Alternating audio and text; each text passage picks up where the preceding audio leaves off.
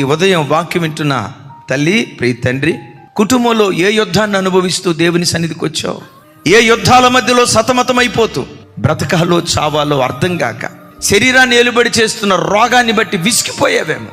ఎంత కష్టపడినా రెక్కాడినా డొక్కాడని పేద పరిస్థితి అనుభవిస్తూ కష్టార్జితమంతా వడ్డీలకు, మందులకు, మాకులకు ధారపోస్తూ సిల్లి సంచులు వేసుకున్న డబ్బులాగా నీ ధనం మారిపోయి ప్రతి విషయంలో యుద్ధం యుద్ధం యుద్ధం యుద్ధాన్ని అనుభవిస్తూ ఈరోజు దేవుని సన్నిధికి వచ్చావేమో. ఓ మాట, నిన్ను ఆవరించిన పోరాటాలు ఎంత భయంకరమైనవైనా నీ దేవుని కంటే బలమైనవి కాదు.